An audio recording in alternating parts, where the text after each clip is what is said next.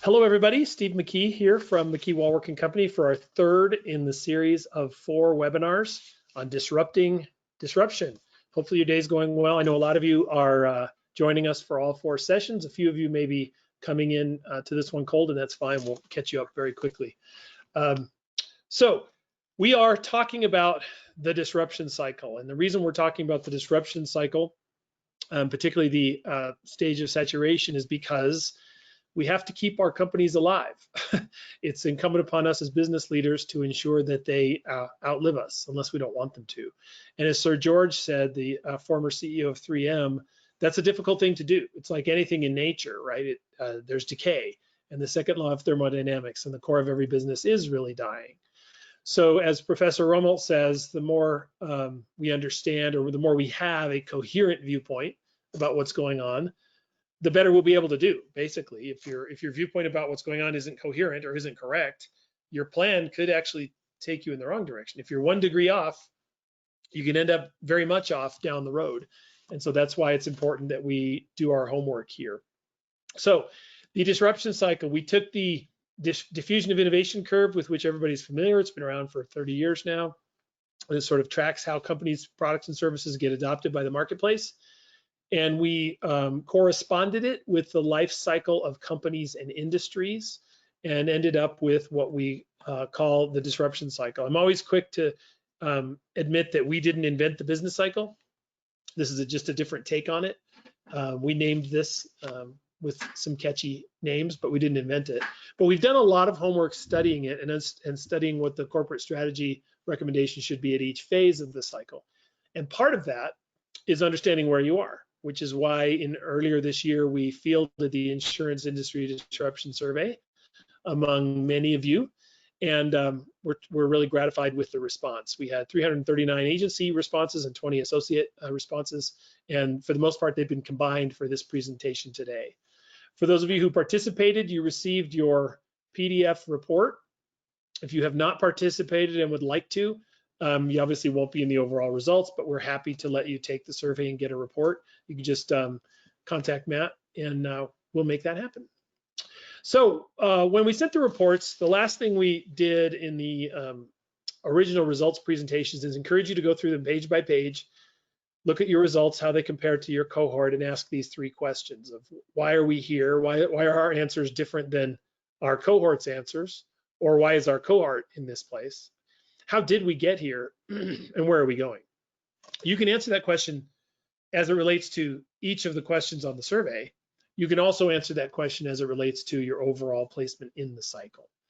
And as typically happens when we survey an industry, we find it fascinating, the distribution of companies around the cycle. This industry is not in as good a shape as the economy as a whole was a couple of years ago when we first took it, but is in a lot better shape than other industries. From the standpoint of being on the left side of the cycle, I should put it that way. This is natural. Every industry goes through it at different paces, even though the pace is picking up. We'll talk about that. But obviously, the healthiest place to be is on the acceleration and maturation side. The inevitable place to be is in saturation. I wouldn't say commoditization is inevitable. It's very common. You want to be continually disrupting yourself to stay on the cycle. So today we're going to focus on, or this hour, we're going to focus on the saturation phase of the cycle. And as I said earlier, each of these is like a different kid of mine. They're all very fascinating and interesting, and I'm just intrigued by the different strategic moves that we're all called upon to make depending upon where we are. And the thing I want to point out to begin with about the saturation phase is the Ferris wheel is turning. You were just in maturation. You're at the top, and I have described the disruption cycle before as a Ferris wheel without seatbelts. So you enjoy the ride up, you get to the top, and it's a pretty harrowing ride down, and that's really where we are in this stage of the cycle. Love this quote from the founder of IKEA, which kind of reflects on last session. We talked about don't be arrogant, don't lose your focus, and he says the most dangerous poison is that feeling of achievement. Ain't that the truth? So if you're in maturation phase or acceleration phase and you're looking at saturation phase, you are here. You know, you're enjoying the beautiful day and the beautiful view, and you got a nice umbrella over you, and things are wonderful. But one slip or a little bit of rain, and that cliff is just going to break away and your life is going to change really quickly. You're all familiar, no doubt, with Parkinson's law, that work expands the time available for its completion. Parkinson was actually pretty productive, and he had 2 or 3 laws. I think the second law was expenses catch up with your wealth, or something like that. It's very much related to this. But he had a third law that very few people are familiar with. It's called Parkinson's law of buildings. And his point was that when you build your Taj Mahal, this is NATO headquarters, fairly new, this 3 or 4 or 5-year-old picture. When you build that monument to yourself, when companies build that thing, that is usually a sign of their decline. So you have NATO, and it's really kind of interesting because several years ago, NATO built this, and we kind of know where NATO is. This is built around the same time frame. It's the headquarters of the European Union. And this little thing called Brexit happened, and Greece and Italy, and I mean, who knows what's happening to the European Union? Has it reached its zenith? We don't know. This is I call it the Death Star. It really looks like a science fiction movie, Apple's new corporate headquarter building. Now, I'm not saying Apple's on the way down. I'm saying Parkinson's law says that when you build your Taj Mahal, it's a sign of decline. And I think the reason he says that is because nothing like a building locks in the status quo, right? Apple has to maintain a certain level of employment in order to make the economics of this building work, for example. So it's not easy to shrink. The wiring in the building, everything is locked in the way that it is, even the circular pattern to it. It's rather interesting that just when you think you're doing great, you tip. You tip into saturation mode. It is inevitable. Apple will not be Apple forever. No company is. And so we want to learn what to do in and about this phase. This is when you start to lose your confidence. And so this is the question about how bullish you are. Acceleration mode, very bullish. Maturation mode, very bullish. Once you tip into saturation, you start to question, and this is really the problem. Sometimes it takes a bit of time to recognize that you're in a natural phase of the cycle.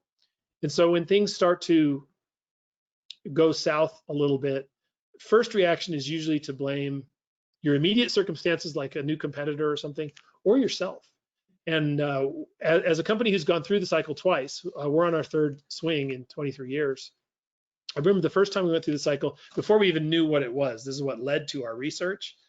I spent several months wallowing in my own failure, roughly at this stage of the cycle. It wasn't until I learned through our research that it was actually somewhat normal, that I didn't have to blame myself, that I could change the way I was looking at things from I'm the problem to I'm the solution, that really unlocked the key to things. And that can happen here. So if nothing else today, if you're in saturation mode, I hope to encourage you that it's not your fault. It is your problem, but it's not your fault. It's a normal, natural thing that happens. So these are the markers of saturation. We're going to go through them, a handful at a time. But you can tell it's not a wonderful place to be. Your growth tends to start slowing down. Start to question where you fit in the marketplace. Start competing on price. You're not looking as different as other companies. They've caught up to you. They copycat you or what have you. Margins are tighter. You're having a harder time funding your marketing plan, investing in training and education. Maybe you're hiring people too slowly. More opportunistic than strategic. Internal dynamics start to get wiggy, and we're going to talk about that. And you just start to feel like maybe you're adrift. There is a difference between the beginning of the saturation phase and the end of the saturation phase, a pretty big difference. The beginning of the phase, you've lost your bearings a little bit and you're trying to get a handle on these things. The end of the saturation phase, right as you're tipping into commoditization, you're really feeling a sense of loss and desperation. So it's not like there are 4 spots on this circle, or 5, including disruption. It's actually a continuum, and different companies, different people can be at different phases of each phase, in fact.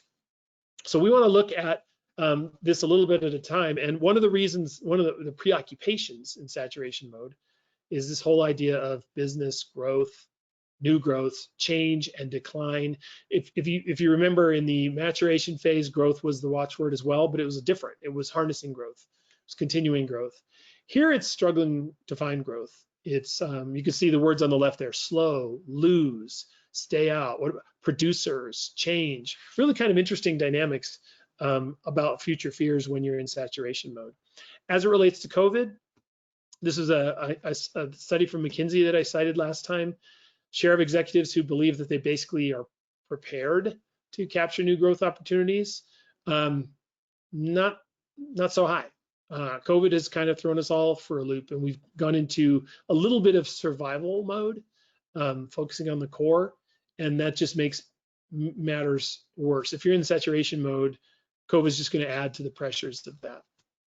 I came across an article written by David Noor in Forbes that I'm going to cite a handful of times about the COVID leadership mindset, because give credit where credit is due. I think he had some good insights into it, and they really track with the things that I wanted to share with you today.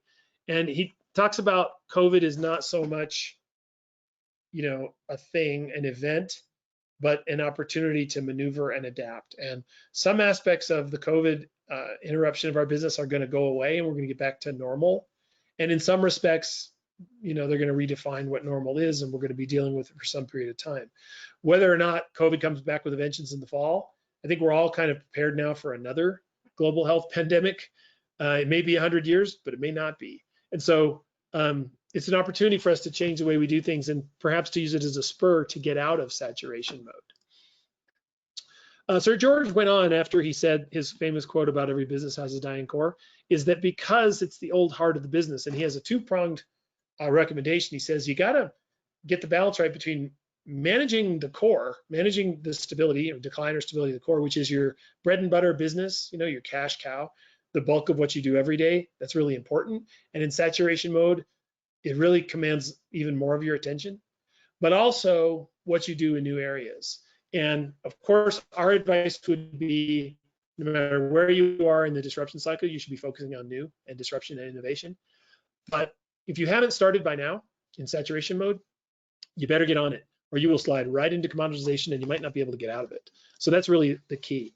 6 points in this session about saturation that we'd like to point out and encourage you with as it goes. And the first one is to listen to your margins. What do I mean by listen to your margins? Well, one of the defining aspects of saturation mode is a high degree of competition, fairly indistinguishable competition. Even though you feel very different about your expertise and abilities and commitment to service and so forth, the marketplace, it starts to blur.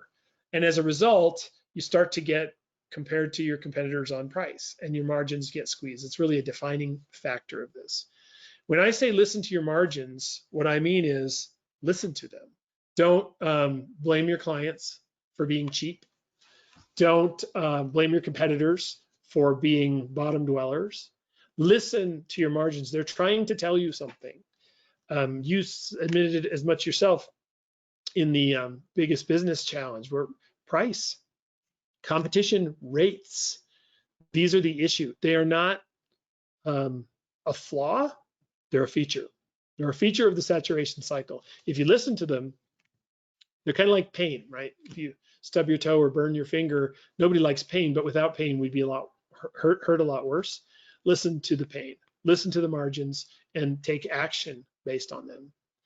Secondly, recognize that in this saturated environment, you can cut your way to survival, but not to success. Given what's happening in the economy, we've all had to trim back, right?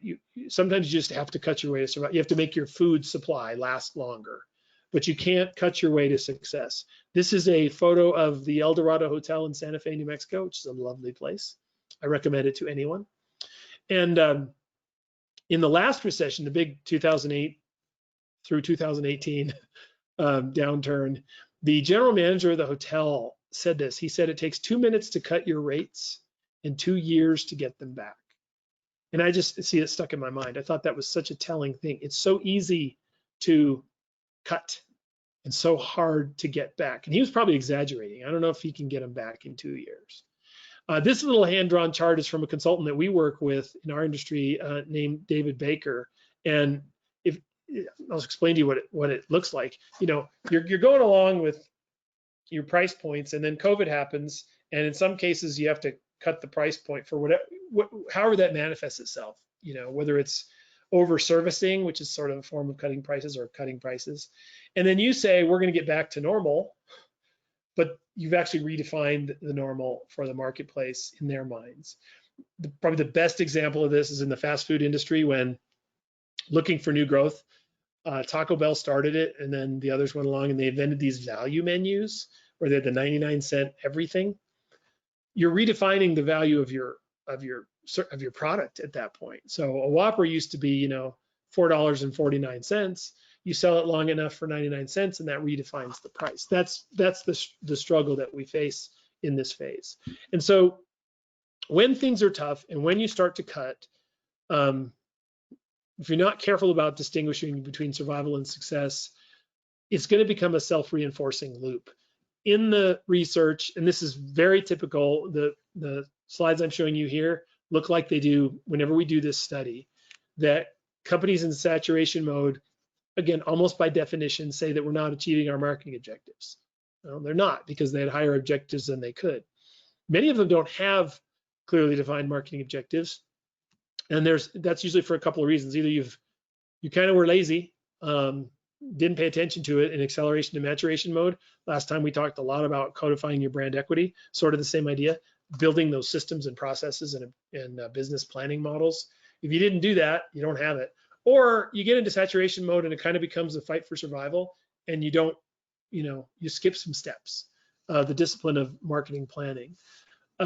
As a result, you actually tend to get less efficient. If you're cutting your spending back, you're probably less efficient because you can't afford the efficiencies that increased spending offers. You also might be cutting back on your staff or your external consulting resources or what have you, and it saves you money, but it is less efficient. And then typical marker is you start to cut the things that don't hurt immediately. So when you cut expenses like marketing, training, research and development, those dollars drop to the bottom line immediately, and they provide instant relief for a company in saturation mode when your margins are getting squeezed. What you don't realize is you're sowing the seeds of your own demise by doing that, because marketing, training, research and development are important. They just don't pay off immediately sometimes. So when you cut them, you don't feel the pain immediately, but the pain is coming. Found an interesting study from the World Advertising Resource Center with respect to COVID. As you might expect, huge slashes in ad budgets, either defensively because we're having a problem with expenses, or like in the tourism and travel industry, nobody's traveling, so why advertise? We do a lot of work in that arena, and that's how they look at it. So the media companies are suffering. Anybody who's related to this industry is suffering, often because they have to survive. But this article was presented in the context of the research that WARC has done over the past 20 years, that now is the moment, if you're in a prize fight and you both cock each other in the face and you're both reeling a little bit, if you can be the first one to regain your senses and hit the other guy, you're going to knock him out. So now's the time to really be aggressive if you can. Benjamin Graham, who's the father of value investing, said this interesting statement, which is absolutely true, that the more dubious a company's prospects, the more anxious management is to retain cash. True. We've all been there. We've all done that. But the statement also works in reverse, that the more anxious management is to retain cash, the more dubious the company's prospects. And this is where courage and foresight and vision and willingness to take risks comes in a lot in how you manage your money. As David Noor says, you can't cut your way to growth. And so he goes on and talks about some of the same things that I have. You want to cut the fat, find out where the fat is. It's not always easy to tell. But if you're getting into cutting muscle and bone, the things that he says there, we're going to have an issue. And that is just, it's like B follows A. In saturation mode, the temptation to cut is really there.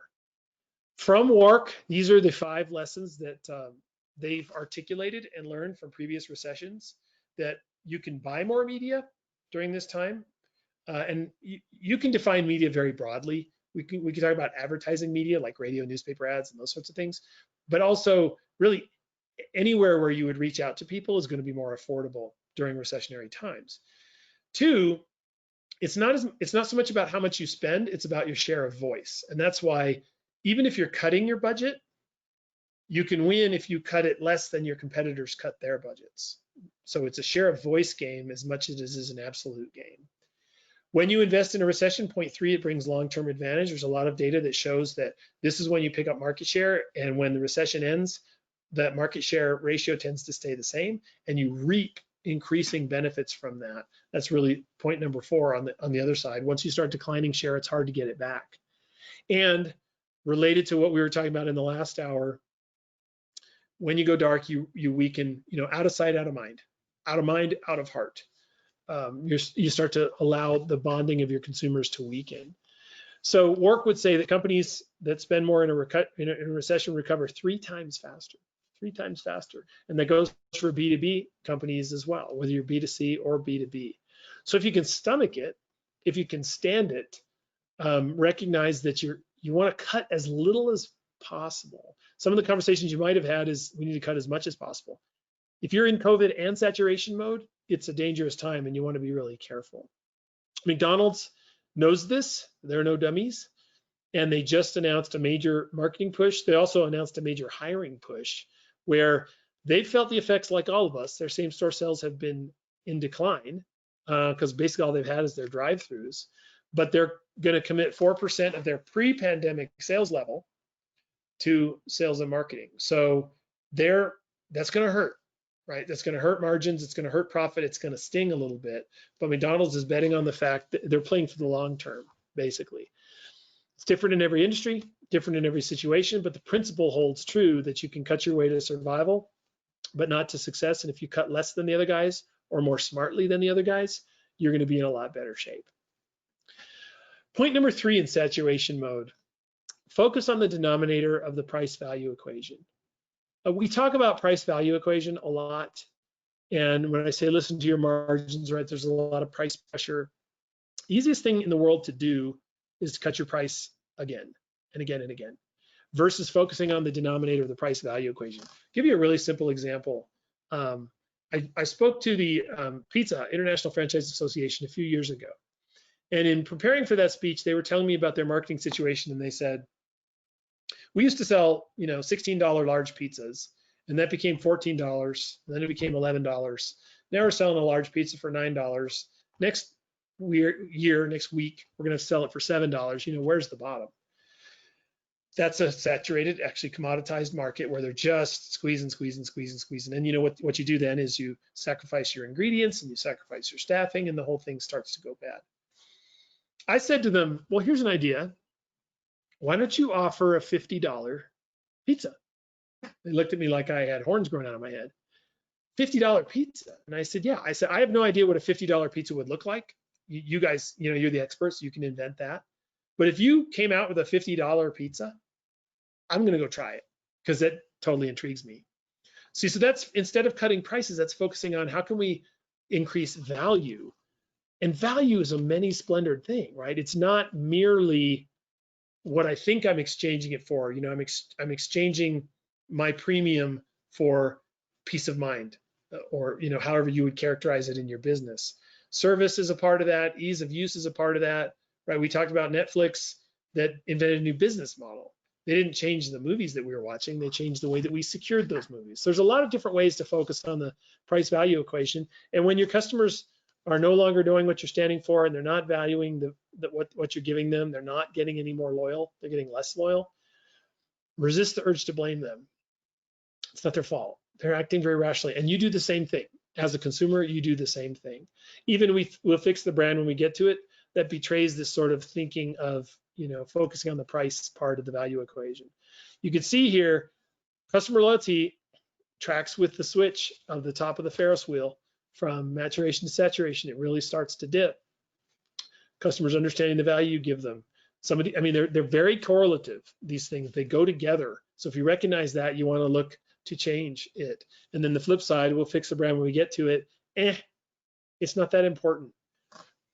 Again, going back to the last session, if you took the time to codify your brand and build that equity, you don't even have to really answer this question in saturation mode. You're reaping that equity.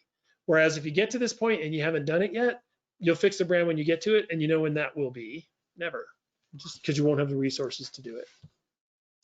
Speaking of brands, Work says in this time, and this is focusing on that value equation, the denominator, value, is service and trust and the basics and those sorts of things. This stuff you know intuitively, and I'm sure you've done it intuitively, but it's a good opportunity to revisit what your true proposition really is. Don't annoy people, right, with hectoring email campaigns and that sort of a thing, but try to engage them in more helpful ways, breaking out in different ways.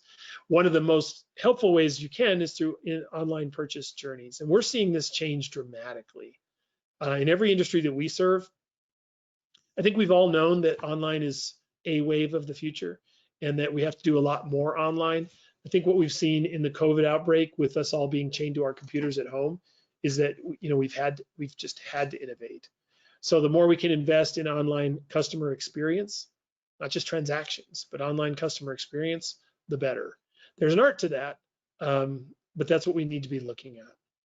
So back to David Noor, we, in saturation mode, overlay COVID on top of that, we have to become offensive minded. Defensive minded is cutting prices, blaming customers, blaming competition, blaming yourself. Offensive minded is saying, okay, let's recognize where we are and the strategic steps we need to take. We have a saying at our company, not my fault is my problem.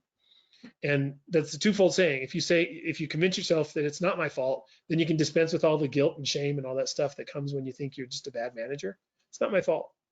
This is where we are. This is what happened. But it is my problem. And who better to solve it but me?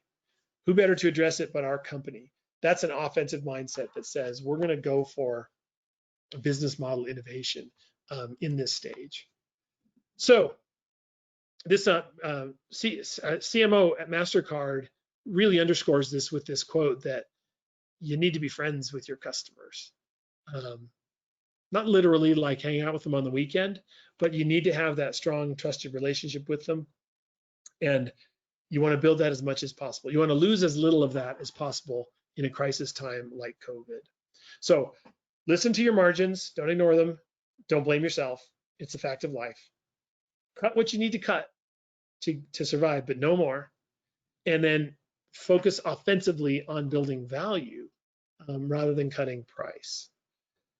Difficult to do because saturation mode is when you start to really feel the effects of the ugly internal dynamics. Being more opportunistic than strategic because you're just looking for silver bullet solutions. Resisting change, not being open to embracing change because you get scared, you get discouraged, you get down, you start to have some infighting. You're not aligned on strategy anymore. Employees might start to leave, look for other opportunities. I've lived this twice. It wasn't my fault, but it was my problem. This is what happens, and it can really, really bum you out. So I've shared this graph a couple of times in the other sessions, and I want to tell you a brief way to look at this, and it's oddly a wonderful metaphor for what we're going through today. The destructive internal dynamics of a lack of consensus, a loss of focus, a loss of nerve and inconsistency are like bacteria. And a great way to describe this is like human health. And it's kind of an interesting metaphor given what's going on out there. That at any given time, there are bacteria in our body that are trying to kill us at any given time. Health is defined as when our immune system is strong enough and stable enough to defeat those bacteria. And so health is actually it's a stasis. It's when your immune system is beating the bacteria. But that battle is always going on. Health is just when you're winning it. I believe that these dynamics are present within every company at all times because we're all human beings and we have different environments. But when you're making your bonus, when things are going well and you're getting your name in the paper, you can overlook the comment that somebody made in a meeting, or you can disagree with that sales strategy, but it's okay because I'm going to do it my way or whatever. When things start to turn south, your corporate immune system, in saturation mode, your corporate immune system begins to get depressed, which allows the bacteria of the destructive internal dynamics to grow.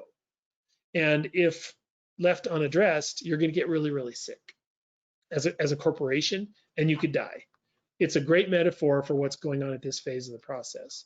If you look across the 4 phases of the cycle, these are not your numbers. These are all the surveys we've done numbers. You see that health of organizations represented by the green bars. In the acceleration and maturation mode, the immune system's winning. As soon as you get to saturation, it starts to be depressed. And when you get to commoditization is when you really start to die. Well, guess what? These are the 4-factor graphs overall for the survey as a whole. And this is what it looks like in saturation mode. On the agency side, we haven't quite tipped into the red, but they've declined. And on the associate side, we have tipped to the red. This is a classic marker of what starts to happen at this time in the cycle.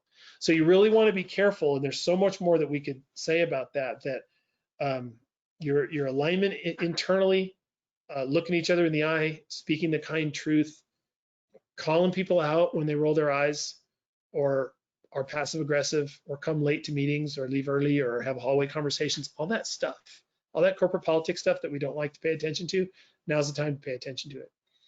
Check yourself on your nerve. Are we panicking or are we being wise? My partners and I, whenever we get hit with a tectonic event like this, every week in our partner meeting, we actually go through these 4 questions. How are we on alignment? Is there something that's cropping up between us? How are we on focus? Are we starting to lose our way? Are we scared or are we being prudent? Where's that line? And are we being consistent as we go? It's a good discipline to get into in good times and bad, but especially in bad times. Do not let your succession plans get derailed by declining relevance. I keep teasing this. We're going to get into it in depth in the final session of commoditization, but this is an important question to be asking, because if you start to feel that your company is lost, it's not a good time to be entering into a transaction, whether you're the buyer or the seller, right? And so you want to be careful that succession needs to happen because people have life cycles. You can't, you can put it off for a short period of time, but you can't put it off indefinitely. And if you've put it off to such a point where you're getting into survival mode, you're getting into we're lost mode, the whole thing could come unraveled. It really, really could. So in the next session, we're going to talk a little bit more about the whys and the wherefores of that. It applies to every phase. I just wanted to make sure and underscore that because it's something that's really important. 6, actively seek to disrupt. As I said, we should always have that mindset about us. But if by now you haven't been doing that, you really need to get active in saturation mode. You might have years in saturation mode.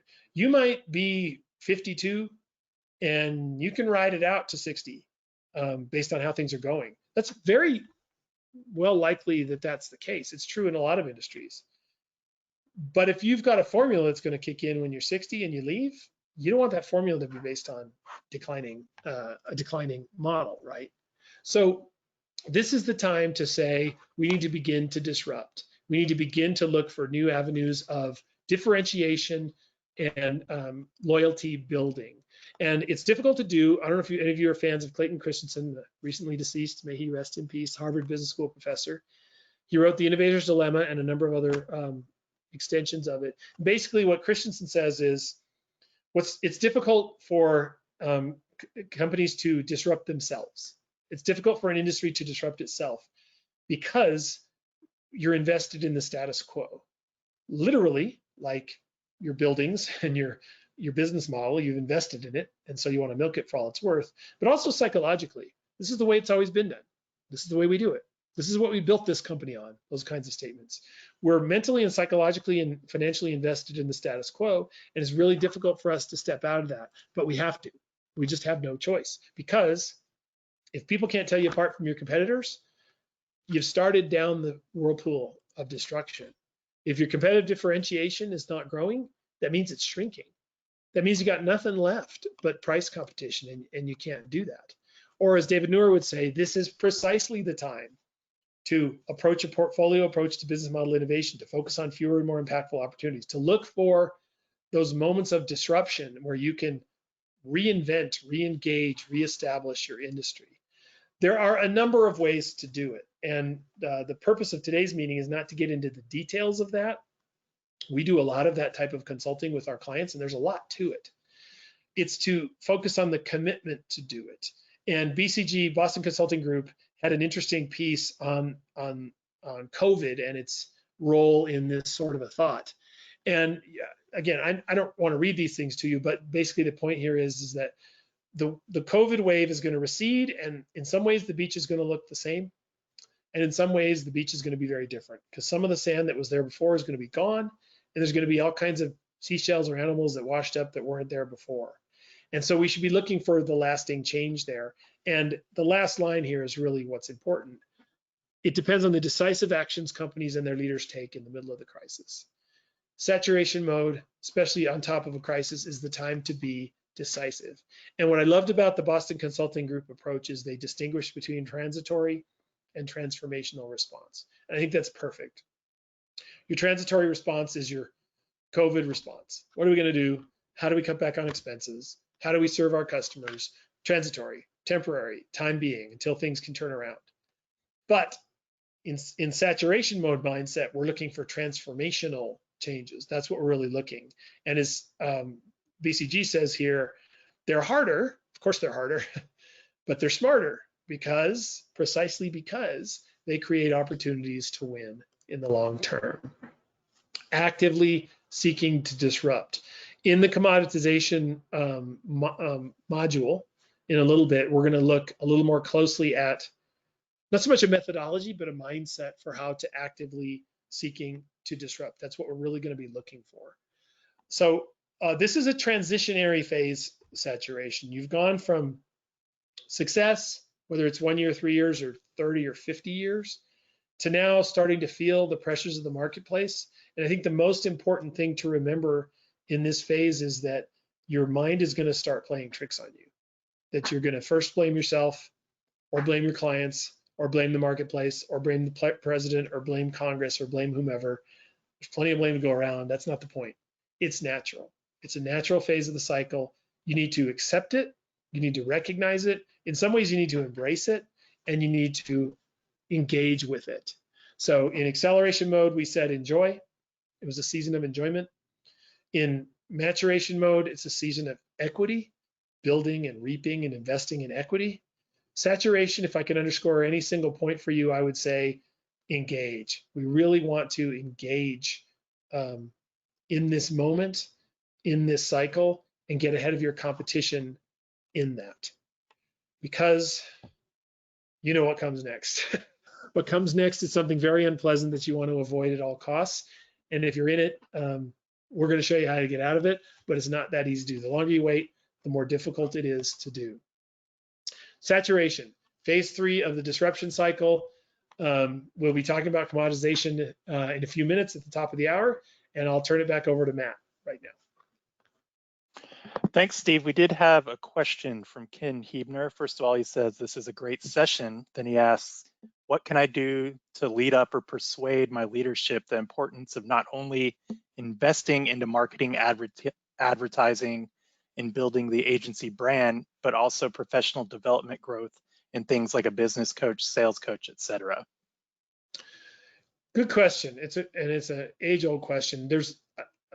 I'll give you a couple of answers. I'll give you 3 answers.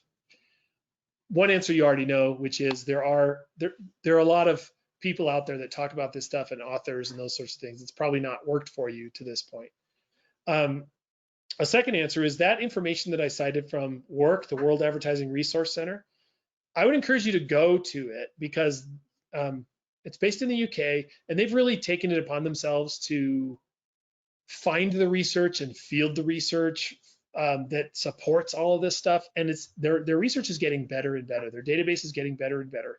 It's a subscription organization. It doesn't cost that much to join. You can join it. And they have all kinds of reports and studies about the efficacy of investing in marketing and advertising and not cutting it back in rough times and all that. So if you want to be equipped with like some ammunition, I would encourage you to go to the World Advertising Resource Center, WARK, and subscribe. And you can search that database to your heart's content. And then the third answer I would give you is one of the reasons we ended up where we are as a company, and the reason I'm sitting here before you, is there's nothing like seeing your own answers held up to your face. So if you want to have your extended management team or even your entire company take the disruption cycle survey, And what we'll often encourage companies to do is take the survey, everybody get an individual report.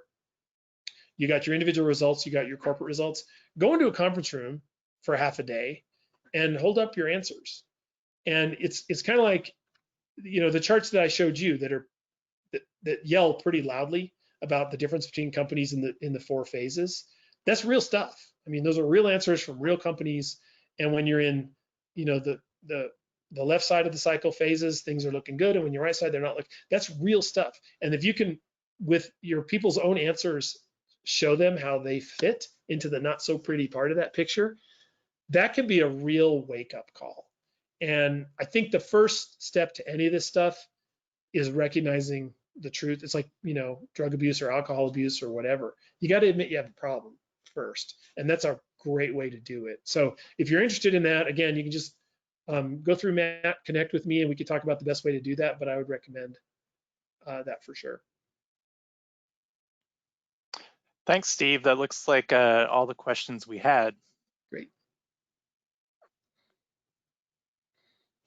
Thank you all for attending. We'll see a lot of you in 20 minutes, hopefully, and Godspeed.